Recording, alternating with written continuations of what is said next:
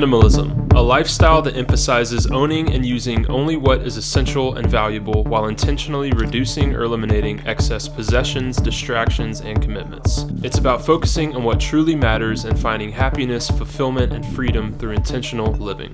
Essentially, it's a conscious effort to declutter not just physical spaces, but also time, energy, and mental space. In even simpler terms, it's minimizing what my mind is focused on so I can focus on what I need to.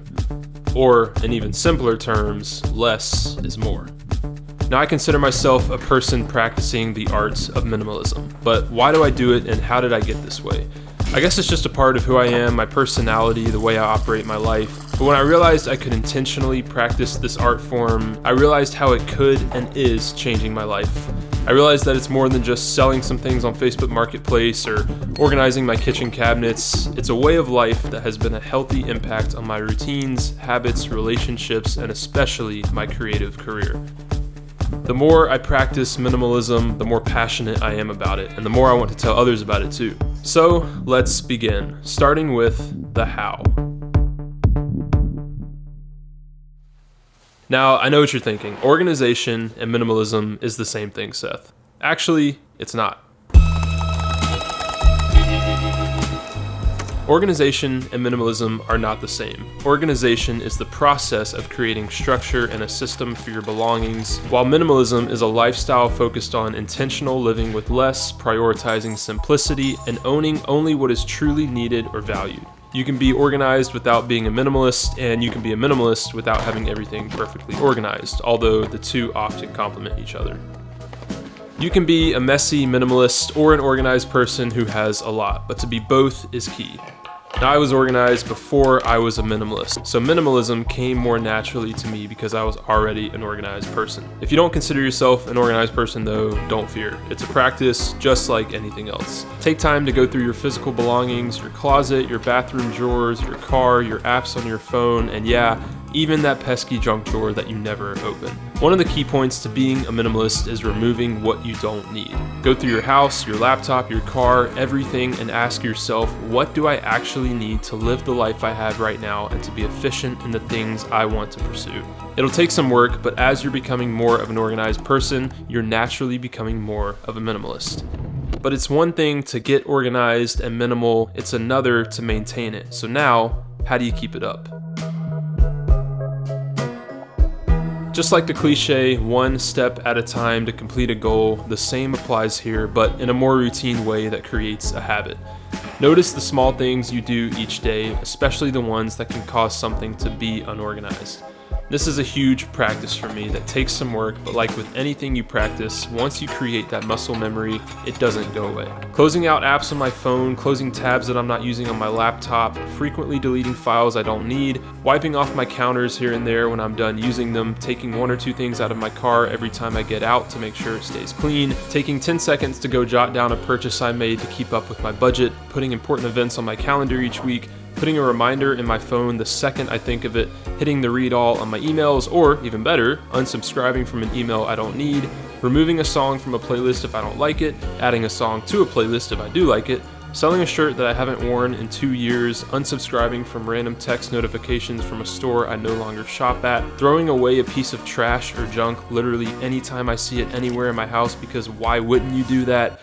You get the point. That seemed like a lot, but it's small things a lot.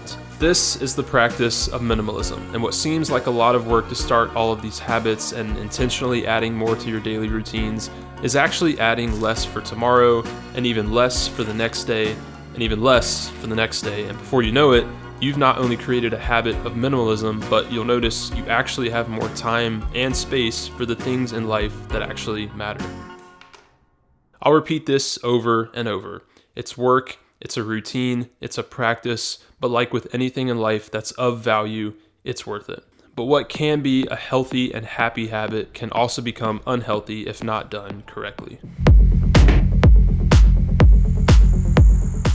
Once it's a habit, it can either be a good habit or a bad habit. When it became a habit for me, I immediately noticed how controlling it could be. Doing these small tasks and routines over and over throughout the week can instantly become a problem if you don't realize why you're doing them and what you're intentionally living towards. I fell into this trapped by the need to clean, organize, complete, remove, subtract constantly throughout the day with no real purpose or goal for it. I was doing it without knowing why I was doing it, and if it was even needed to be done. What's more dangerous than not intentionally living towards something is intentionally living towards a never-ending cycle of nothing. I noticed I was doing all of these small things just to do them, because I had gotten in the habit of it, and I didn't really know why I was doing them. So once you have these habits that can be extremely healthy, slow down and be aware of why you're doing them, and remind yourself of what you're intentionally living towards. Practicing each day to be aware when minimalism is becoming addicting and controlling, I actually really like this plant, is just as important as the act of minimalism itself. This helps with balance and controlling it in your life, not it controlling you. So now we have to master two things: how to not have minimalism control your life, and how to practice minimalism itself.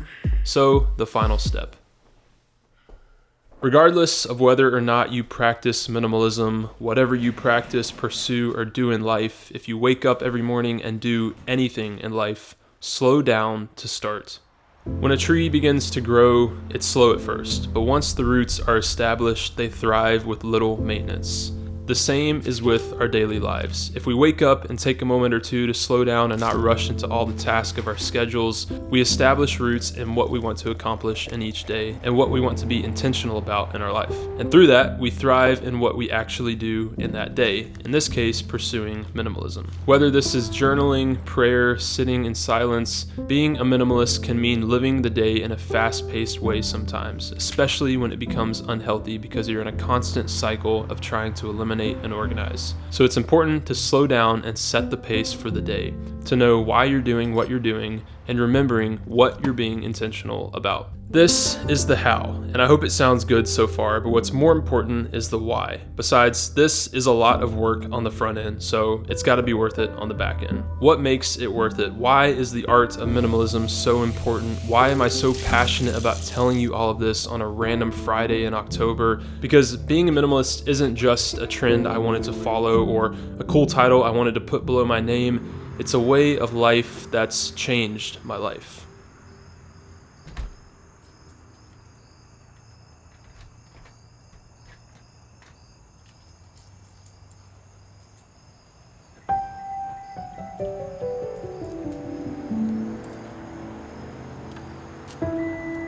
The focal point of minimalism and the strongest benefit for your life, creativity, relationships, and anything else is minimizing distractions. Everyone gets distracted. It's normal and a natural human defect. But with the amount of virtual distractions on social media, the internet, YouTube, the amount of tasks and commitments we have to keep up with in our day-to-day lives, the people to keep up with, the places we go, the things we do, it's endless.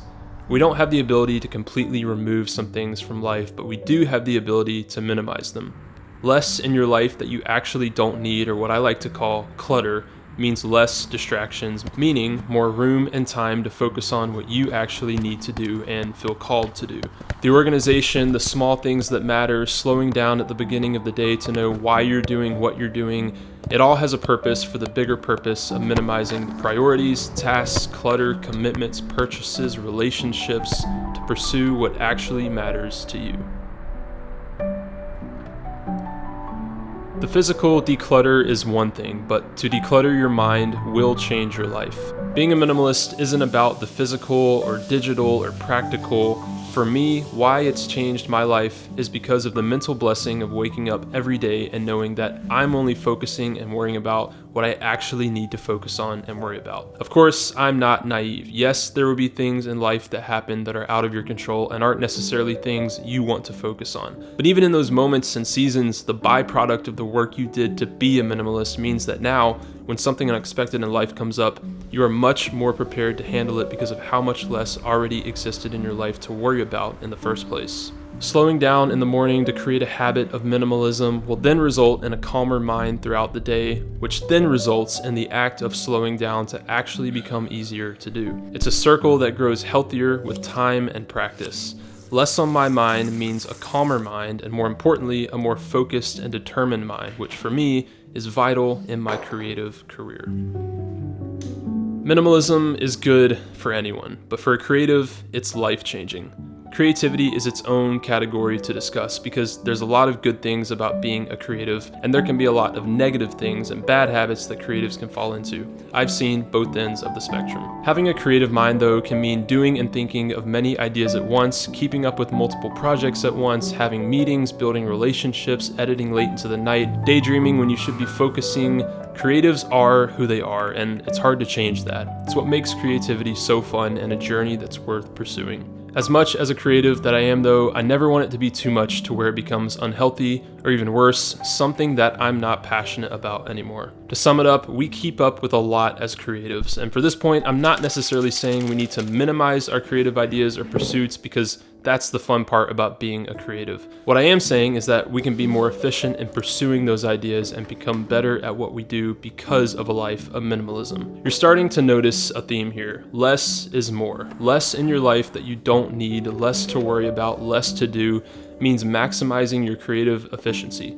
Being a better creative who can actually create. Those habits of minimizing will flow into your creative workflow as well. Specifically for me, I've noticed myself become a much faster editor in the past couple of years because of my habits of removing what I don't need and organizing what I have. That's anywhere from organizing files when I drop them to my drive, having a simplified layout on my editing software, cleaning up my timeline to actually see what I need to in an edit. I do all of these little things because I do them in my day-to-day life with everything else as well. The best part about being a minimalist, though, isn't the creative workflow or the clean bathroom or saving money or even the feeling of hitting read all on my emails. The best part is the final thing I'll mention here.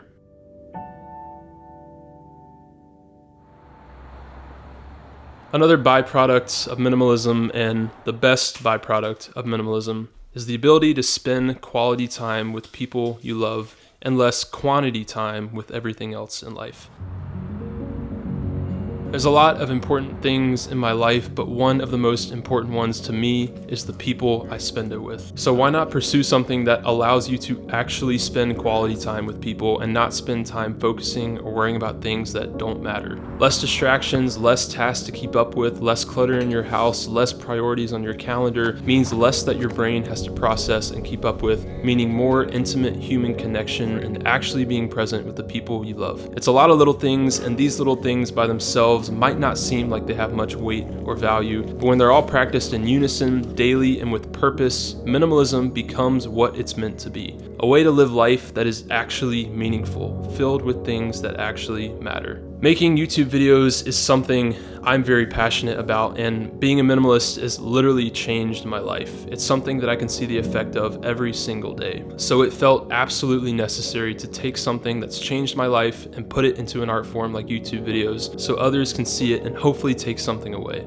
I didn't become a minimalist overnight. It was a practice and realization of what I actually need and making it a priority to start routines on a daily basis to live a life with direction and purpose. Creativity in simplicity, relationships with intentionality, to-do lists that are actually meant to be done. It's work on the front end, but once it's established and a practice, it makes daily life so much more enjoyable and easier to manage. But most importantly, it gives life a purpose that is clear and a direction that is worth following. Now, am I making this too deep? Maybe. I think some things in life are what they are and nothing more, but I do believe others are deeper and more intentional than we might assume. The art of minimalism is one of those things, and I hope it can be that for you too.